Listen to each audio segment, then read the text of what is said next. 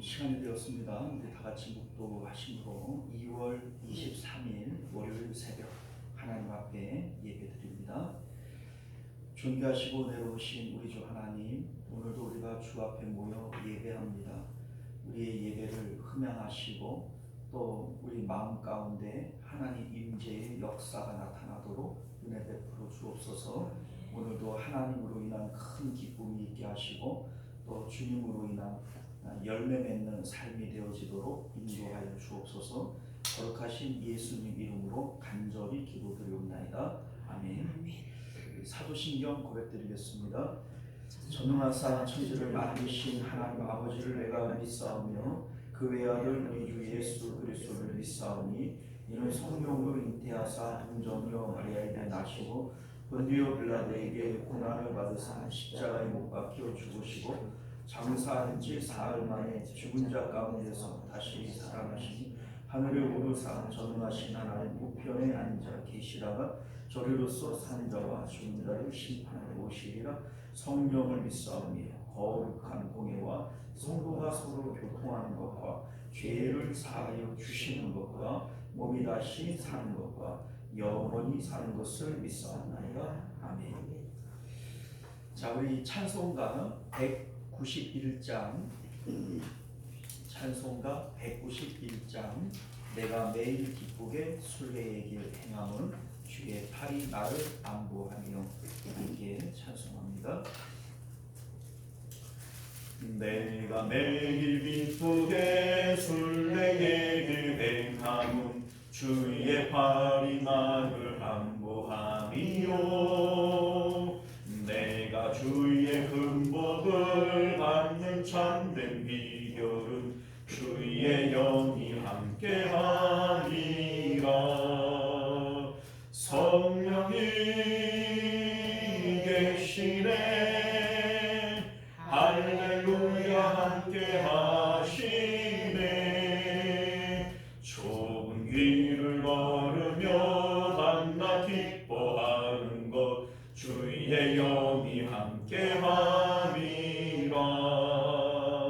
전에 죄에 빠져서 평안함이 없을 때 예수 십자가의 공로 힘입어 그 발 아래 엎드려 참된 평화 얻음은 주의 영이 함께하니라.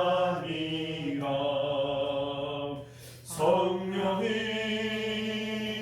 계시네 할렐루야 함께하시네. 좁은 길을 걸으며 밤낮 기뻐하는 것 주의 영이 함께하니라. 나와 동행하시고 모든 염려하시니 나는 숲의 새와 같이 기쁘다. 내가 기쁜 마음으로 주의 뜻을 행함은 주의 영이 함께하니라. 성령이 계시네 할렐루야 함께하시네.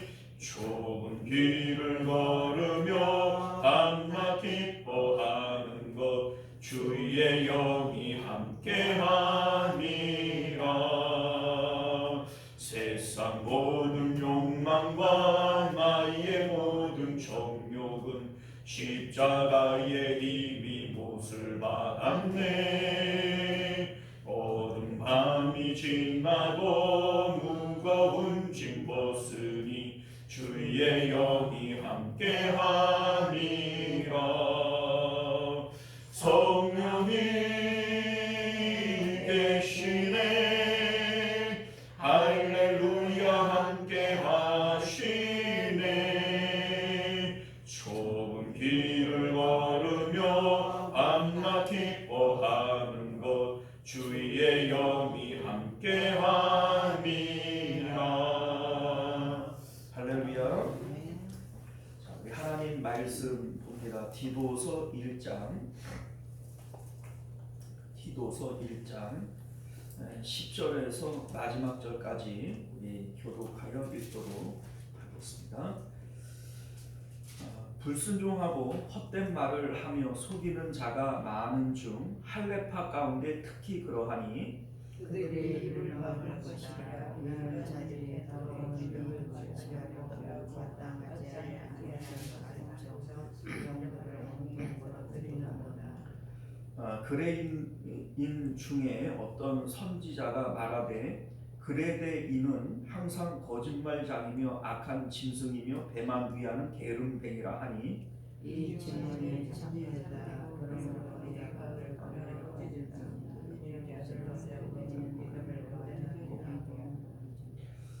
유대인의 허탄한 이야기와 진리를 배반하는 사람들의 명령을 따르지 않게 하려 함이라. 깨끗한 자들에게는 모든 것이 깨끗하고 불의하냐 내게는 자기는 더 묻히고 오직 마사야 위하는 것이다. 자, 함께 했습니다. 그들이 하나님을 시인하나 행위로는 부인하니 가증한 자요 복종하지 아니하는 자요 모든 선한 일을 버리는 자니라. 아멘. 자, 우리 함께 기도하겠습니다. 존귀하시고 내려오신 우리 주 하나님, 우리가 오늘도 주의 말씀을 통해서 하나님을 알되 또 우리가 온전히 주님을 알아서 주님을 닮아가는 저희들 될 수 있도록 은혜 베풀어 주옵소서. 예수님 이름으로 기도드리옵나이다. 아멘. 자, 오늘 우리는요 함께 읽은 본문의 말씀을 중심으로 믿음과 행위의 관계라고 하는 제목으로 하나님 말씀 나누도록 하겠습니다. 믿음과 행위의 관계. 앞서 말씀드렸지만 사도 바울이 디도서를 쓰게 된 배경은 로마 감옥에 1차로 투옥되었다가 잠시 풀려나죠. 이때 이제 사도 바울은 순회 선교를 하게 됩니다. 여러 이제 지역의 교회들을 돌보면서 이제 제자들과 함께 이제 순회 선교를 하게 되어지는데 에베소에 이르를 때에는 디모데를 그곳에 남겨서 교회를 돌보게 했고 또 그레데에 와서는 디도를 그곳에 남겨서 목회하도록 그렇게 했습니다. 자, 우리 이제 사도 바울은 이제 그 마게도냐 지역, 우리가 잘 아는 빌립보라든지 또 데살로니가라든지 이게 이제 마게도냐 지역인데 그쪽으로 이제 더 가게 되어지고 거기서 이제 디모데 전서와 후서를 써서 보내게 되어지는 겁니다. 우리 이제 알다시피 얼마 후에 사도 바울은 또 다시 구속이 되어져서 순교를 당하게 됩니다. 그런 의미에서 우리가 보면 디모데서와 디도서가 사도 바울의 마지막 서신이고 목회 서신이고 그렇기 때문에 사도 바울이 신학적으로 거의 최고봉에 이르를 때 쓴 서신이 디모데서와 디도서입니다. 또한 이제 목회자들에게 직접 쓴 편지이기 때문에 신학적 수준이 상당히 높아요. 그래서 우리가 이제 이 목회 서신들 이제 디도서나 이 디모데서를 이렇게 볼 때 그 내용들이 상당히 우리가 의미를 되새길 만한 그런 내용들이 상당히 많이 있다, 이렇게 우리가 볼 수 있겠습니다. 자, 사도 바울이 그레데를 방문한 목적이 있지 않겠습니까? 우리 이제 그레데에 있는 교회들은 사도 바울이 직접 선교한 교회들이 아닙니다. 로마 교회처럼 오순절에 예루살렘을 방문했던 사람들이 거기서 전도가 되어지고 그리고 자기 고향으로 돌아가서 전도를 하고 교회가 개척되어지는 이러한 역사들이 있게 된 것이죠. 자, 그런데 우리 이제 사도 바울과 그레데는 어떤 접점이 있냐면 사도 바울이 이제 가이사랴 유대에서 로마로 압송되어질 때 이 그레데에 있는 미항이라는 곳에서 한 2-3주 정도 이렇게 이제 풍랑을 피해서 정착한 적이 있어요. 자, 근데 이때에 사도 바울은 아마도 그레데에도 많은 신자들이 있다라고 하는 사실을 알게 되었을 겁니다.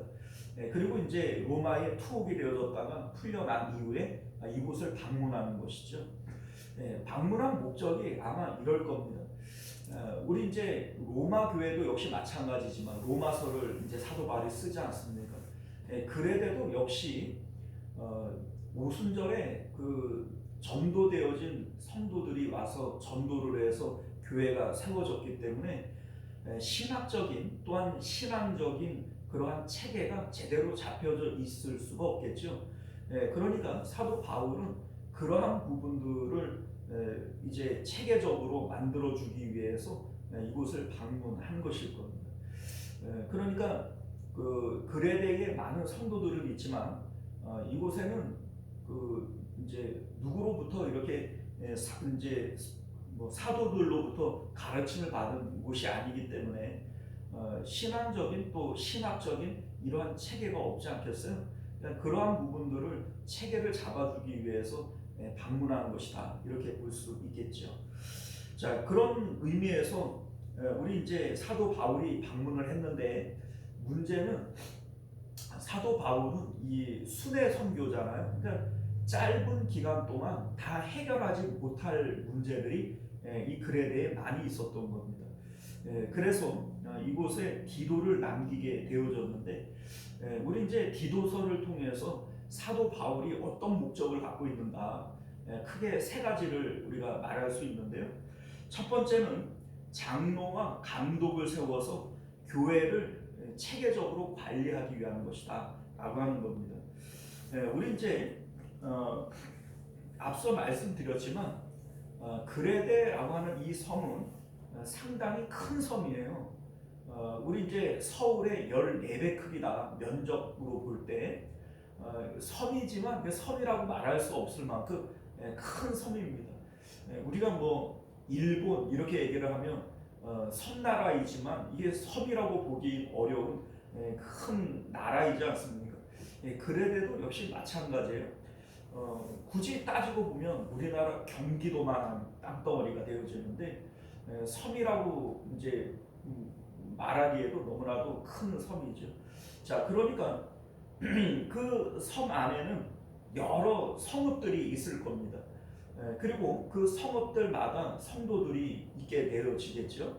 자, 그런데 그곳에 뭐 그 이제 장로라든지 이러한 직분자들이 없다가 보니까 다 개인적으로 뿔뿔이 이렇게 신앙생활을 하지 교회가 체계적으로 이루어지지 못하는 겁니다. 자, 그래서 5절 말씀을 보면 내가 너를 그레데에 남겨둔 이유는 남은 일을 정리하고 내가 명한 대로 각 성에 장로들을 세우게 하려 합니다. 이렇게 얘기를 합니다. 자, 그리고 이제 6절을 보면은 장로의 자격에 대해서 이런 사람을 장로로 뽑아야 된다 이런 얘기를 하고요. 그리고 이제 각 성에다가는 장로를 뽑고 난 다음에 전체 이 성읍들을 이제 감독해야 할 이제 직분자인 감독에 대한 얘기를 해요. 그리고 이제 7절과 8절을 보면 감독의 자격을 얘기를 하고 9절을 보면은 감독의 역할에 대해서 얘기를 하고 있는데 감독은 어떤 역할이냐? 바른 교훈으로 권면하고 거슬러 말하는 자들을 책망하게 하려 합니다. 이게 뭐 소위 목회자가 해야 될 일이죠. 이러한 그 역할로 감독을 뽑게 되어지는 이런 일을 위해서 디도를 그레데에 남겼다 이렇게 말씀하고 있습니다. 자, 두 번째 디도를 그레데에 남겨둔 목적은요 율법주의 이단으로부터 교회를 지키기 위한 것이다 라고 하는 겁니다. 자, 우리 10절을 보면 할레파라고 나오는데 이 할레파가 바로 율법주의 이단을 얘기를 하는 겁니다. 사도 바울이 가는 곳들마다 끊임없이 부딪혀 왔던 사람들이 바로 율법주의 이단들이죠. 고린도에서도 그랬고 갈라디아에서도 그랬고 뭐 에베소에서도 그랬고 계속해서 이 율법주의 이단과는 계속 부딪히게 되어지는 이런 일들이 있게 됩니다. 자, 그런데 도대체 율법주의가 뭐가 잘못된 거냐? 우리 14절도 보면 유대인의 허탄한 이야기와 진리를 배반하는 사람들의 명령을 따르지 않게 하려 합니다. 디도를 이곳에 남겨둔 목적이 그들의 가르침을 따르지 않게 하기 위해서 남겨두었다, 이렇게 얘기를 하고 있지 않습니까? 자, 그런데 도대체 율법주의가 뭐가 나쁜 거냐? 자, 여러분들, 율법주의의 대표자들이 바리새인들입니다. 그런데 바리새인적 믿음을 가지고 예수님을 믿는 거예요. 바리새인들이 하나님을 믿는 것처럼 이제 바리새인적인 그러한 생각을 가지고 예수님을 따르는 겁니다. 자, 이게 이제 율법주의자, 이렇게 볼 수가 있는데, 이들이 뭐가 잘못된 거냐면 자기들이 원하는 것들이 있다면 하나님을 잘 섬기는 행위로서 그것들을 얻어낼 수 있다, 이렇게 믿는 자들이 바로 바리새인들이에요. 그래서 예수님께서 바리새인에 대해서 이런 얘기 하시잖아요. 잔치의 윗자리, 시장에서 문안받는 자리, 돈을 좋아하는 자들이다. 그러니까 마음으로는 그러한 것들을 좋아하면서 입으로는 하나님을 불러요. 왜 하나님을 부르냐면 하나님 앞에 잘 보이면 하나님께서 자기들이 좋아하는 이러한 것들을 주실 것이다, 이렇게 믿고 가르치는 거죠. 자, 그런데 그렇게 믿는 게 뭐가 잘못됐냐? 예수님께서는 그들은 천국에 자기들도 못 들어가면서 남들도 못 들어가게 하는 자들이다, 이렇게 말씀하셨단 말이죠. 그러니까 결과적으로 구원이 없다는 얘기입니다. 자, 왜 구원이 없냐면 천국은 하나님을 사랑하는 자들이 들어가는 곳이에요. 그런데 입술로는 하나님을 공경하지만 마음으로는 하나님으로부터 멀어요. 그러면 그 사람들은 천국에 들어갈 수 있는 사람들이 아니라는 것이죠. 겉으로 봤을 때에는 믿는 자의 모습이 있어요. 바리새인들은 오히려 그 행위로는, 행동으로는, 겉모습으로는 누구보다도 신실한 사람들처럼 보여질 수밖에 없습니다. 그러나 실질적으로 마음으로는 하나님을 사랑하지 않는데 그것은 결국 믿음이 아니다, 이렇게 말씀하고 있는 것이죠. 자, 우리 이제 10절 말씀을 보면요, 불순종하고 헛된 말을 하며 속이는 자가 많대요. 불순종하고 헛된 말을 하고 속이는 자는 신자의 모습이 아니잖아요. 자, 그런데 할례파 가운데 특히 더 많다, 이런 얘기를 해요. 자, 그러니까 겉으로는 되게 그 바른 것처럼 하지만 실질적으로는 신실하지 못한 거죠. 이게 바로 율법주의 이단들의 문제다, 이 얘기입니다. 자, 우리 11절 말씀을 보면 할례파 율법주의자들이 마땅하지 아니한 것을 가르쳐 가정들을 온통 무너뜨리는도다, 이렇게 되어져 있는데, 마땅하지 않은 것을 가르쳤다. 그런데 가정이 왜 무너지냐? 우리 이제 이런 생각이 들잖아요. 무슨 가정 파괴범이냐? 그런 얘기가 아니고, 당시는 교회가 이렇게 건물을 이렇게 짓지를 못하고 각 가정에서 모였지 않습니까? 자, 그러니까 가정을 무너뜨린다, 이 말은 가정에서 모이는 교회들을 무너뜨린다, 이런 의미가 됩니다. 자, 그러니까 결과적으로 따지고 보면 율법주의 이단들이 들어와서 잘못되고 거짓된 가르침들을 통해서 교회들을 무너뜨리고 있으니 내가 너를 이 글에 대해 남겨서 그 율법주의 이단에 대한 문제를 해결하기를 원한다, 이 얘기입니다. 자, 세 번째는요, 글에 대해 사람들의 신앙을 바르게 세워주기 위한 것이다 라고 하는 겁니다. 자, 12절 말씀을 보면요, 그레데인 중에 어떤 선지자가 말하되 그레데인들은 항상 거짓말장이며 악한 짐승이며 배만 위하는 게으름뱅이라고 했다, 이런 얘기를 합니다. 자, 여기에 나오는 어떤 선지자, 이 선지자는 구약 성경에 나오는 선지자를 얘기하는 게 아닙니다.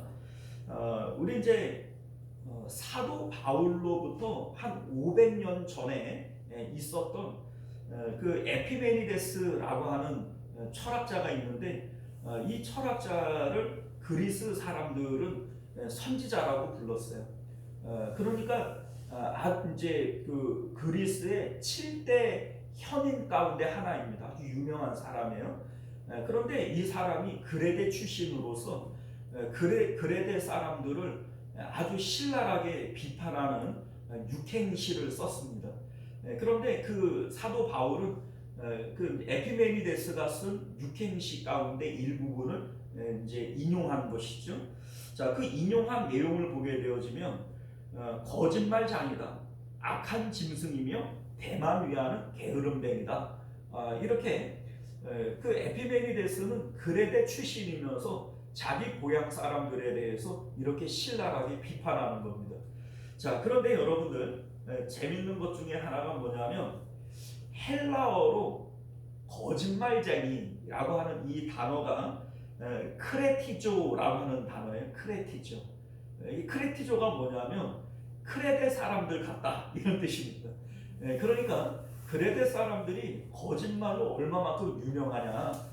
저 거짓말쟁이 이러면 저 그레데 사람 같은 사람들 이렇게 얘기할 만큼 거짓말쟁이로 이렇게 유명한 이런 그 사람들이 그레데인들이다라고 하는 겁니다.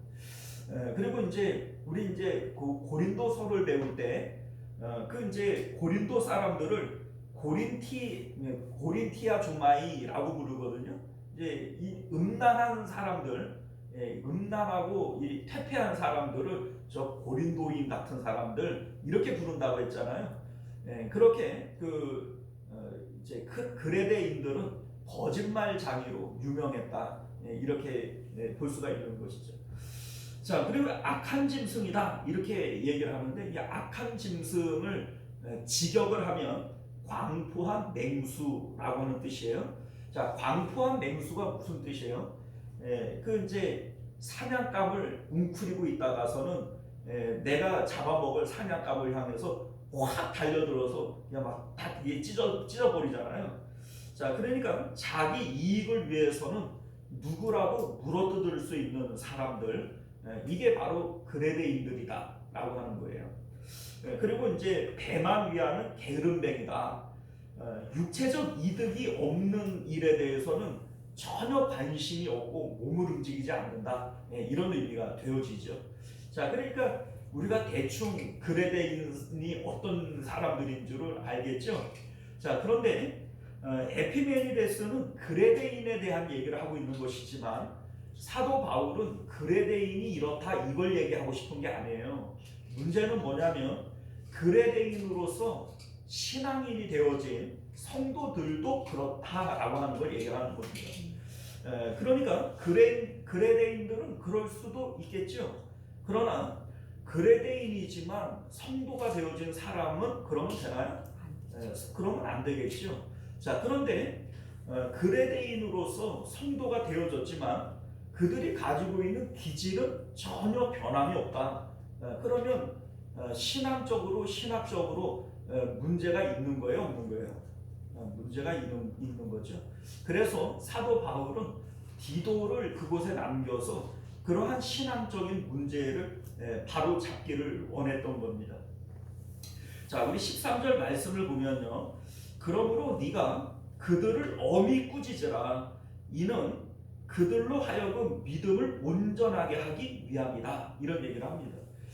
그러니까 예수님을 믿으면서도 그들의 삶이 전혀 변화되어지지 않는다면 그 온전한 믿음이 아니다. 그러니 네가 그들을 꾸짖어서 그 잘못된 믿음을 고치도록 그렇게 해라. 이것이 이제 사도 바울이 디도를 이제 그레데에 남긴 목적이 되어지는 거죠. 자, 저희가 오늘 함께 생각해보고 싶은 부분이 바로 이 부분이에요. 믿음과 행위의 관계가 뭐냐? 우리는 예수님을 믿으면서도 행위가 변화되어지지 않는다면 그게 온전한 믿음이 아니라고 하는 사실에 대해서 가장 무감각한 존재들이 개신교인들입니다. 우리 이제 이제 개신교가 이거잖아요. 이제 뭐 장로교, 뭐 침례교, 뭐 이런 순복음교 이런 이제 모든 교회들이 이제 개신교라고 얘기를 하는데, 자, 우리 개신교가 이제 생겨나게 되어진 그 배경 중에 하나가 종교 개혁이라고 하는 것인데, 이 종교 개혁의 선구자인 마틴 루터라고 하는 분이 있어요. 자, 그런데 이 마틴 루터가 어떤 계기에서 종교 개혁을 일으키게 되어지냐면, 로마서나 갈라디아서에 보게 되어지면 사도 바울이 오직 믿음으로 구원을 얻는다, 이 이신칭의에 대한 내용을 읽고 거기에 깊은 감명을 받아서 종교 개혁을 일으키게 되어집니다. 자, 그래서 마틴 루터와 같은 분은 행위라고 하는 것에 대해서는 상당히 터부시했어요. 믿음이 최고다. 믿음으로 구원 얻는 것이지 행위로 구원 얻는 게 아니다. 이런 이제 마음을 갖고 있었던 것이죠. 자, 그래서 야고보서에 대해서 마틴 루터는 지푸라기 복음이다, 이렇게 얘기를 했습니다. 왜냐하면 이 야고보서는 행위를 많이 강조하잖아요. 우리가 잘 아는 대로 야고보서 2장 17절을 보면 이와 같이 행함이 없는 믿음은 그 자체가 죽은 것이라, 이렇게 얘기를 한단 말이죠.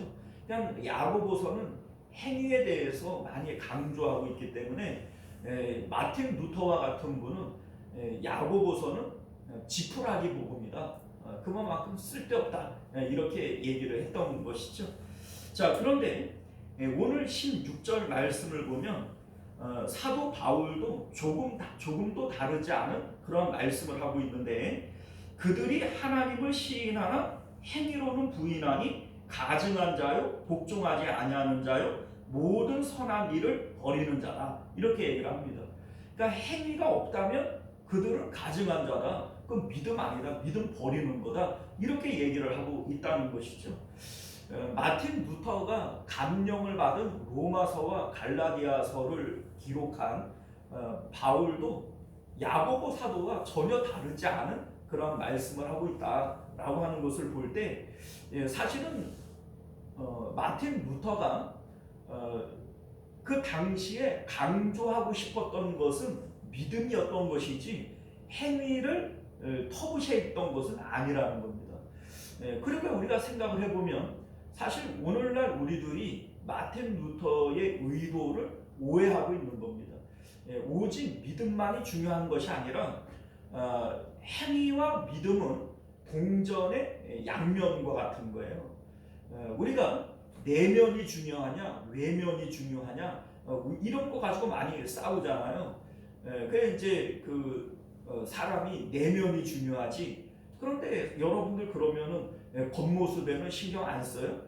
사람이 속이 중요한 거고 내면이 중요한 거니까는 그냥 머리도 안 감고 세수도 안 하고 뭐 옷도 뭐 자다가 일어나가지고 아무데나 막 돌아다니면서 야 속이 중요하지 겉이 중요하냐 그래요? 그거 아니잖아요. 그러니까 행위와 이 믿음이라고 하는 것은 어떻게 보면은 그 사람의 겉과 속 같은 거거든요. 자, 그런데 사실 우리 예수님도 성경도 중요한 것은 사람의 마음이지 겉이 아니다. 음식이라고 하는 것에 대해서도 바리새인들에게 그 음식이 사람을 더럽게 하는 것이 아니라 마음에서 나오는 게 사람을 더럽게 하는 것이다, 이렇게 이제 성경은 마음을 강조하지 않습니까? 그러한 의미에서 사도 바울 이제 마틴 루터는 믿음이 중요한 거다, 오직 믿음으로 구원 얻는다, 이 얘기를 한 것이지만 그렇다고 해서 예수님도 또 사도 바울도 행위를 무시하지는 않았어요. 예수님께서도 뭐라고 얘기해요? 너희의 의가 바리새인만 못하면 천국에 들어간다 못 간다? 못 간다, 이런 얘기를 하셨어요. 그러니까 예수님도 행위라고 하는 것을 그거 쓸데없어 이렇게 얘기하신 바가 없다라는 것이고, 오늘 사도 바울도 역시 행위가 없다면 그거 믿음 버리는 거고 그거 가증한 사람이다, 이렇게 지금 말씀하고 있다는 것이죠. 자, 여러분들 이게 왜 이게 이제 율법주의자들은 이게 왜 그러면 이런 행동들이 나타나는가? 우리 이제 앞서 그 10절에서도 할례파 가운데 특히 그러하다 이런 얘기를 하잖아요. 그러니까 겉으로는 경건한 척하지만은 실질적으로 그 속에는 그냥 그 뭡니까 거짓말하고 광포한 그런 맹수 같은 이러한 기질들이 그대로 남아 있게 되어지는데 그게 왜 그러냐면 겉만 치장을 했지 속은 바뀌지 않았기 때문이다 이 얘기입니다.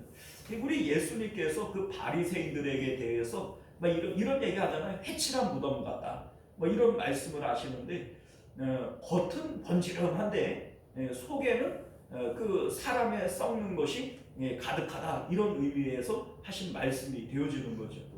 자 그러면 결국 이게 하나님께서 예수님께서 강조하셨고 사도 바울이 강조하고 싶은 말씀의 내용이 뭐냐면 마음이 중요하다, 믿음이 중요하다 이렇게 얘기를 할 때 결국은 사랑하는 거거든요.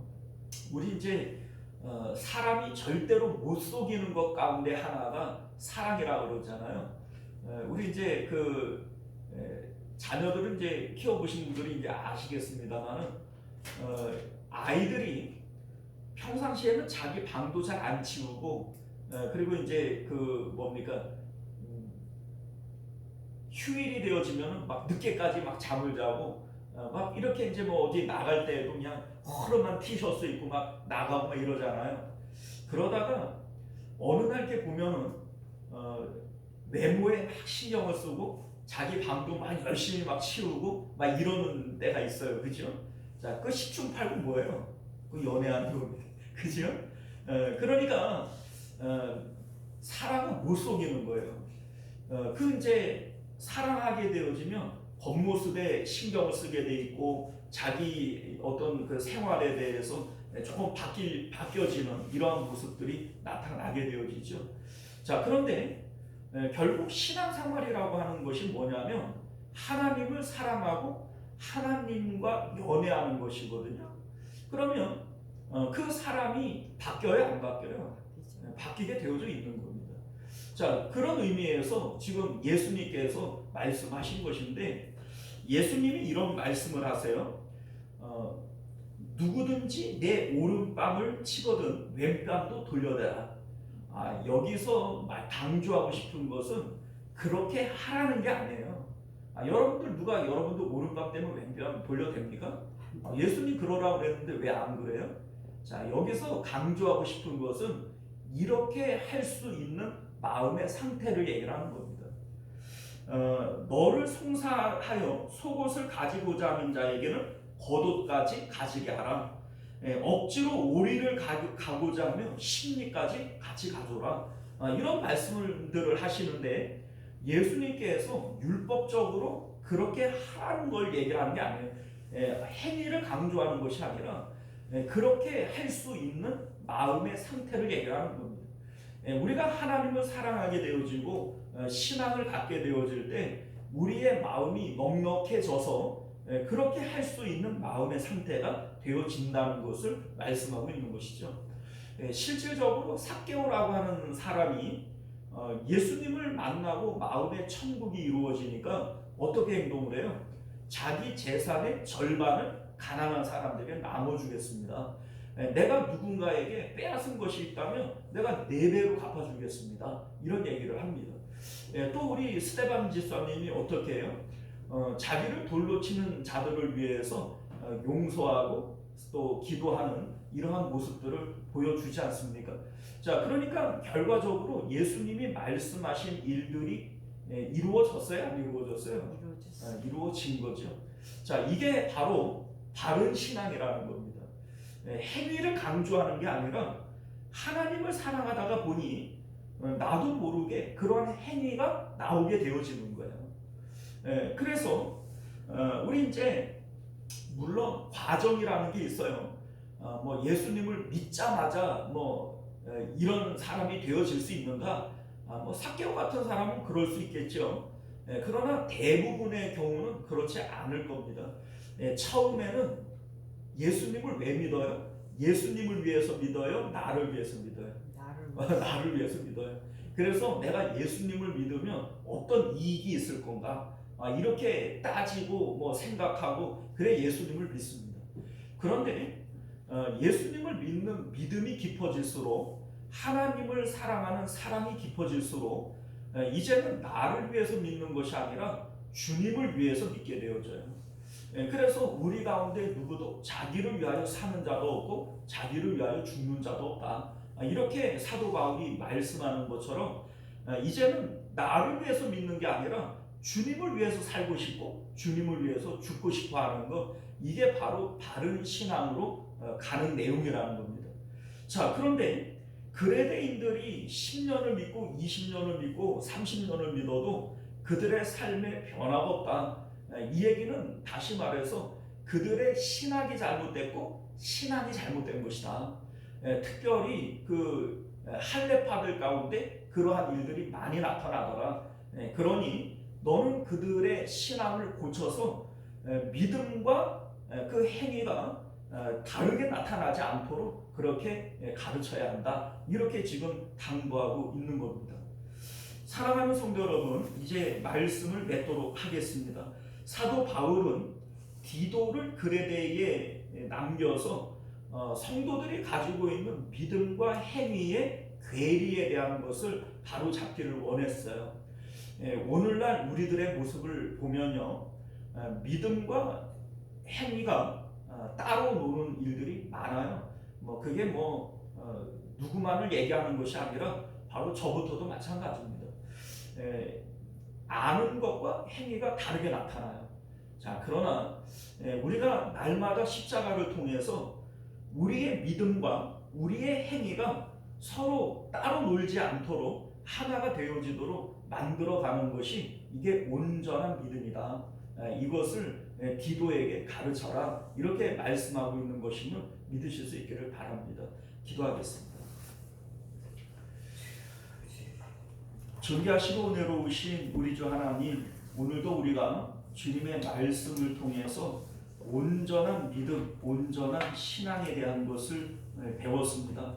하나님, 중요한 것은 마음이지요, 믿음입니다. 그러나 그 믿음이 참이라면 그 행위도 변화되어져야 하는 것이 당연한 일입니다.